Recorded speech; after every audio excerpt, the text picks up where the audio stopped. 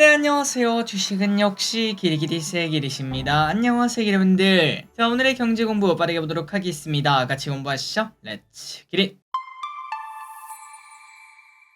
첫 번째입니다. 일단 미국 증시 흐름을 한번 쓱 보도록 하겠습니다. 최근 나스닥 차트, 야, 불과 한 2주 전만 하더라도 언제 떨어지냐 이거 이렇게 올라도 되냐 싶을 정도로 계속 올라가던 나스닥. 하지만 2주 만에 분위기가 많이 바뀌었어요. 꽤나 많이 떨어진 모습입니다. 어느덧 60일선도 살짝 깨지는 모습이 나타나고 있죠. 자, 다만 이 와중에 미국에서는 호재가 나오긴 했습니다. 어제 미국 2분기 GDP가 발표가 되었는데요. 예상했던 성장률은 2.0인데 2.8%로 야, 경제가 생각보다 너무 좋다라는 이야기가 나오고 있습니다. 참고로 1분기가 1.4%였는데 이보다 2배나 높다 보니 미국은 역시나 강하다라는 얘기가 나오고 있으며, 게다가 물가, 그러면 물가가 중요한 거 아니겠습니까? 그런데 GDP 물가 지표도 예상치보다 낮은 수치, 그러니까 결국 경제는 좋은데 물가는 안정되어 있는 골디락스 상태가 나타났다고 합니다. 거기에 발표된 주간 실업보험 청구 건수도 예상치보다 낮게 나오며, 이 정도면은 다시 또 주식 우리가 사도 되지 않겠냐라는 얘기가 나왔죠. 그래서 어제 장 초반 미국 증시는 강한 반등을 나타내기도 했었는데요.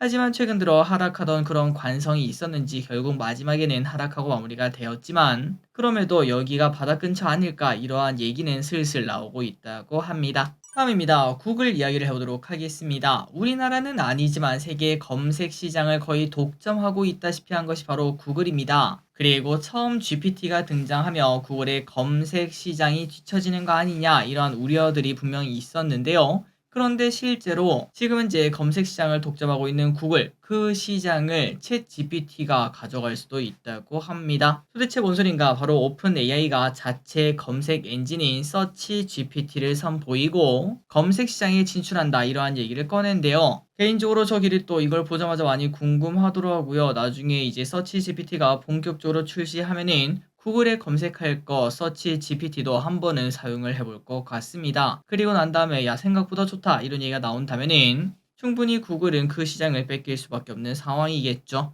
그래서 이제 이런 소식이 나오자 어제 알파벳은 3% 정도 하락하고 마무리가 되었습니다. 다음입니다. 야, 얘가 난립니다. 어제 18%나 급락한 포드. 미국의 완성차 업체 포드는 18%나 급락을 했습니다. 시장에서 예상했던 것보다 나쁜 실적을 기록했기 때문인데요. 또한 최근 들어 포드 말고 다른 자동차도 약세를 보이고 있어 자동차주 전반적으로 투자 심리가 악화가 되고 있습니다. 테슬라도 그랬죠. 실적 발표 50%가 넘게 빠지는 모습을 나타냈고, 제너럴 모터스도 호실적을 달성하고 가이던스를 상향 조정하는 모습을 나타냈지만 하반기 상승 여력이 약화된다는 분석 플러스 수익력도 정점에 달했다 이러한 우려가 나오며 자동차주 전반적으로 하락하는 모습을 나타내고 있습니다. 자, 그래서 이제 오늘 국장에서도 현대차가 완전 난리가 났죠. 호실적을 달성했음에도 크게 급락하는 모습 나타냈습니다. 자, 테슬라 관련 이야기 해보도록 하겠습니다. 어제 테슬라는 그런데 오랜만에 2% 정도 상승을 해줬는데요. 어제 미국장이 분명 안 좋았는데도 불구하고 이 친구가 오른 이유가 뭔가 봤더니 단 하나의 투표 때문에 올랐다고 합니다.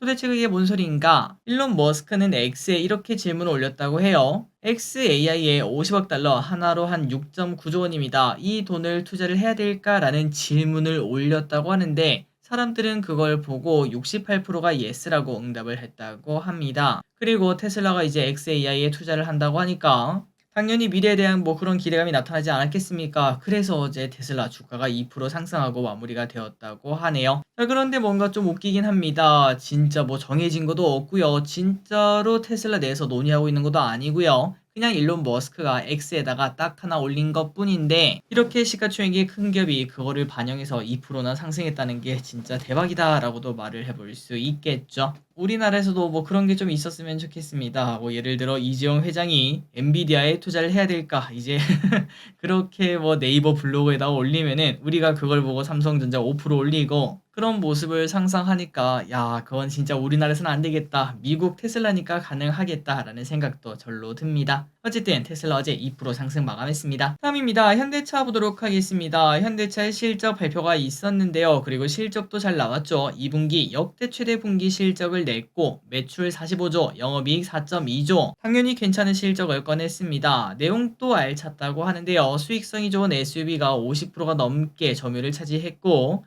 하이브리드 비중도 10%가 넘는 성적표를 받았습니다. 그런데 오늘 주간엔 박살이 났습니다. 장중에 8% 넘게 하락하는 모습을 나타냈고, 그렇다면 이렇게 하락한 이유가 뭔가? 아마도 증시도 안 좋고, 그리고 아까 보다시피 포드가 무너지고 전 세계 완성차업계가 전부 다 하락하다 보니 현대차도 실적 발표 후 쭉 빠져버리는 걸 확인할 수 있었습니다. 자, 그래서 121선까지 크게 깨고 내려가는 모습을 나타냈는데요. 앞으로 어떤 흐름이 나타날지 일단은 보수적으로 볼 필요가 있겠습니다. 다음입니다. 야, 얘도 현대차처럼 하락하면 어떡하냐 이런 걱정이 나오는 하이닉스. 다행히도 오늘 약간 빨간불을 켜고 있는 모습이네요. 저 하이닉스는 어제 나쁘지 않은 실적을 공개했는데도 무려 8%나 급락하는 모습을 나타냈습니다. 그래서 증권가의 뷰는 어떤가 한번 쓱 봤더니 이 하락은 너무나 과하다. 이거는 매수 기회다. 이렇게 외치고 있다고 하네요. 유진투자증권은 목표가 24만원을 제시하며 2분기 실적은 훌륭했고 내년은 영업이익이 올해보다 50%더 증가할 것으로 본다. 이렇게 말을 했습니다. 그리고 NH투자증권은 최근 AI 과잉 투자에 대한 걱정이 나오고 있지만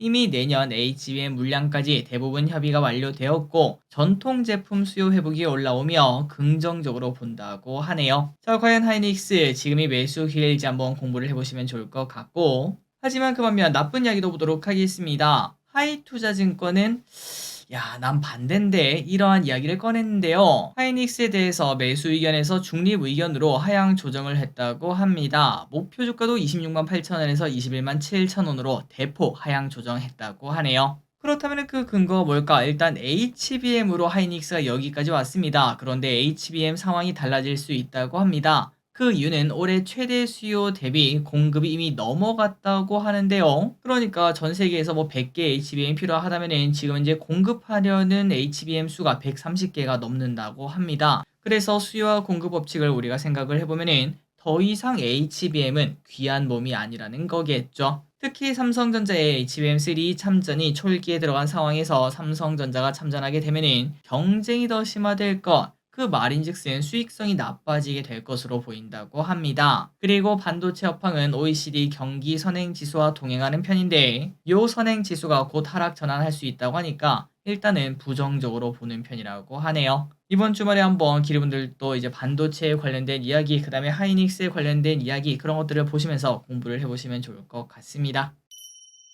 다음입니다. 52주 신고가 기업을 보도록 하겠습니다. 항상 우리가 투자를 하다 보면은 딱 이런 시기가 몇 개월에 한 번씩 있어요. 느리지만 계속 우상향하는 기업을 보고 그냥 저거 하나 사서 그냥 편하게 투자할 걸. 왜 괜히 사팔사팔 해가지고 내 계좌는 오히려 쪼그라들었고 저거 보면은 자괴감만 든다. 이러한 생각이 분명 들 때가 있는데요. 아마도 오늘은 조선주, 그 다음에 이제 밸류업 관련주 그런 것들을 보면서 이제 그런 생각을 많이들 하셨을 것 같습니다. 어쨌든 오늘의 52주 신고가 기업은 조선주는 많이 다뤘기 때문에 우리금융지주 밸류업 관련주로 보도록 하겠습니다. 이 친구는 올해 들어 26% 상승하며 오늘 52주 신고가를 달성했는데요. 물론 이 친구는 다른 친구들에 비해서 좀 약한 친구 중 하나였습니다. KB금융 같은 경우는 올해 무려 76%나 급등했기 때문에 사실 우리 금융지주는 많이 약했다고 볼 수 있지만, 그런데 지금 보니까 다른 거 투자하는 것보다는 26%면 충분하지 않았을까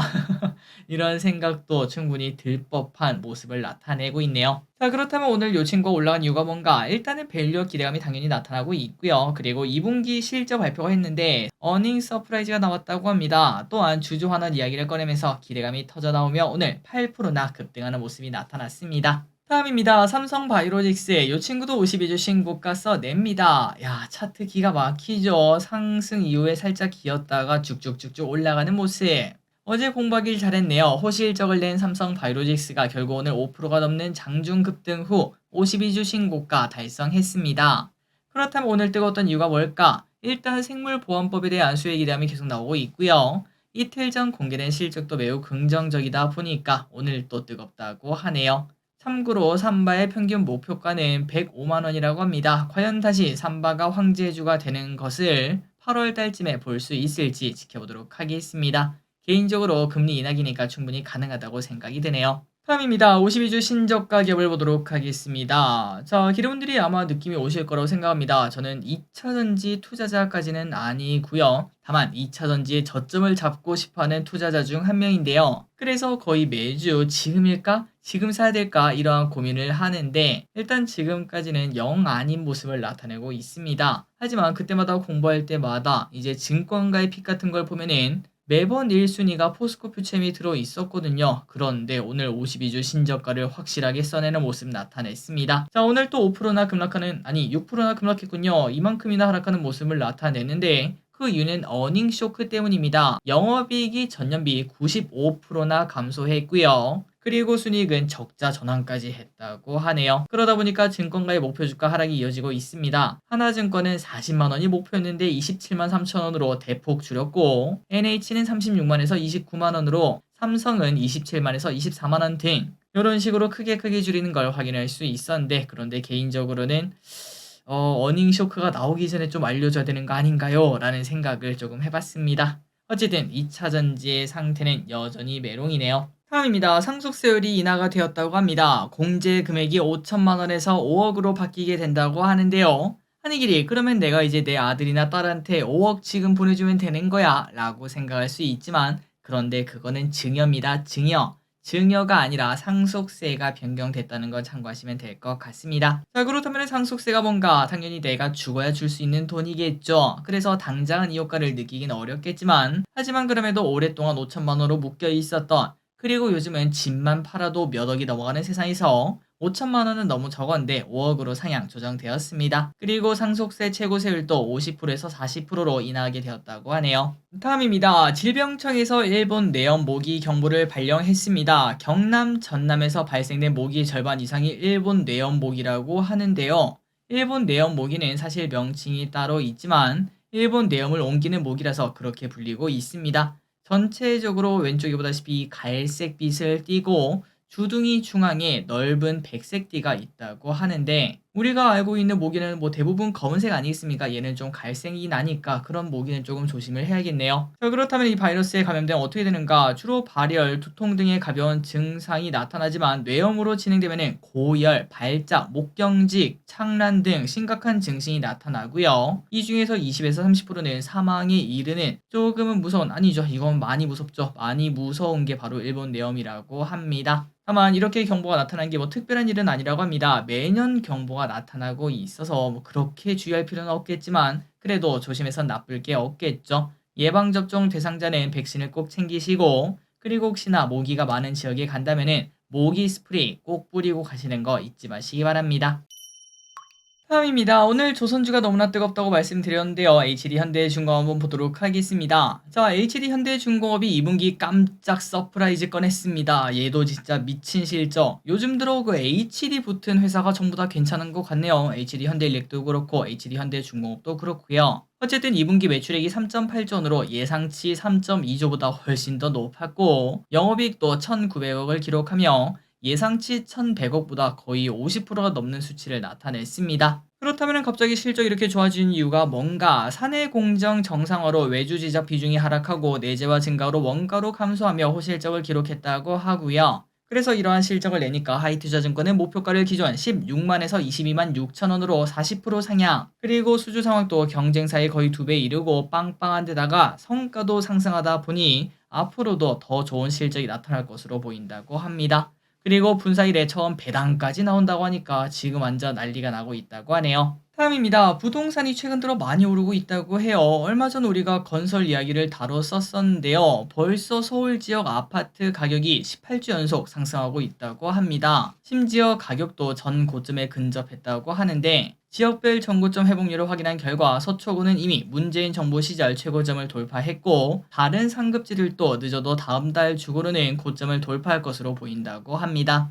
한편 이렇게 가격이 급등하는 것은 정부 입장에서는 원하지 않나 봅니다. 정부는 부동산 공급 상황 점검 TF를 개최하고 공급 확대를 위한 정책을 검토한다고 하네요. 마지막 소식입니다. 엔저 탈출이 이제 시작하고 있습니다. 엔화 가격이 큰 폭으로 오르고 있네요. 어느덧 902원까지 올라가는 모습이 나타났고 이렇게 900원을 돌파한 것은 반년 만에 처음이라고 합니다. 그렇다면 그 이유가 뭔가? 니케이에 따르면 일본은행이 다음 주 금리 인상을 결정할 수 있다는 분석이 나왔고 그러다 보니까 미국은 이제 금리 인하를 하죠. 그런데 이제 니케는 금리 인상을 하니까 금리 차이가 좁혀지지 않겠습니까? 당연히 엔화가 오를 수밖에 없을 것 같습니다. 그리고 트럼프 전 대통령이 엔화 약세가 문제라는 발언을 하는 등 충분히 반등할 수 있는 그러한 환경도 조성되고 있어서 엔화가 빠르게 900원 위로 올라온 걸 확인할 수 있고요. 그렇다고 예전처럼 1000원 위로 올라오는 데는 조금 시간이 걸리겠지만 그래도 슬금슬금 우상향할 것으로 보인다고 합니다. 자, 오늘 공부 여기까지 끝났습니다. 항상 이렇게 같이 공부해서 진심으로 감사합니다. 지금까지 길이셨습니다. 빠이요.